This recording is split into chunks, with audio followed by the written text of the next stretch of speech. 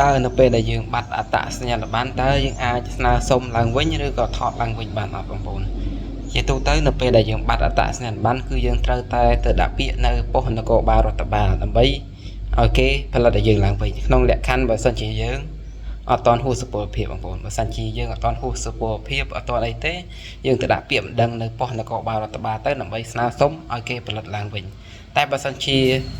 អត្តសញ្ញាណប័ណ្ណយើងដែលបាត់ហើយហួសសុពលភាពបងប្អូនដាក់ពាក្យបណ្ដឹងហើយបងប្អូនកាន់ពាក្យបណ្ដឹងហ្នឹងទៅថតបងប្អូនដើម្បីឲ្យគេផលិតឲ្យយើងបងប្អូនអាហ្នឹងនៅវាខុសគ្នាអញ្ចឹងបើសិនជាអ្នកបាត់ហើយអត់ទាន់ហួសសុពលភាពគ្រាន់តែដាក់ពាក្យបណ្ដឹងទេបងប្អូនដាក់ពាក្យបណ្ដឹងហើយឲ្យគេបោះពុម្ពឲ្យឡើងវិញហើយបើសិនជាអ្នកបាត់ហើយហួសសុពលភាពត្រូវតែថតឡើងវិញបងប្អូនដោយសារតែហួសសុពលភាពហើយអញ្ចឹងយើងដាក់ពាក្យបណ្ដឹងហើយអីហើយគឺយើងកាន់ពាក្យបណ្ដឹងកាន់ទៅអីហើយកាន់ជាមួយឯកសារដែលថតតែបានហើយដើម្បីថតអត្តសញ្ញាណប័ណ្ណហើយសម្រាប់បងប្អូនដែលបាត់បងប្អូនត្រូវតែប្រាប់គេតាមត្រង់កុំប្រាប់ថាអត់ដែលមានអត់អីបើសិនជាយើងអស់គេថាអត់ដែលមានតែតាមពិតយើងបាត់សោះអាហ្នឹងគឺទៅដល់លើអាហ្នឹងជាទូទៅគឺគេផលិតអត់បានទេបងប្អូនថាជាប់កាយដៃ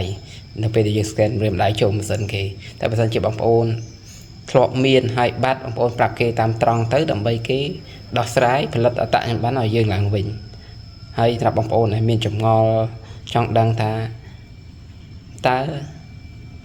សម្រាប់អត្តសញ្ញាណប័ណ្ណគឺអាយុ15ឆ្នាំយើងអាចធ្វើបានទេ15ឆ្នាំហើយឯកសារមានដូចជាសបុដសេចក្តីចម្លងសបុដកំណើតសភៅស្នាក់នៅឬក៏សភៅគ្រួសារ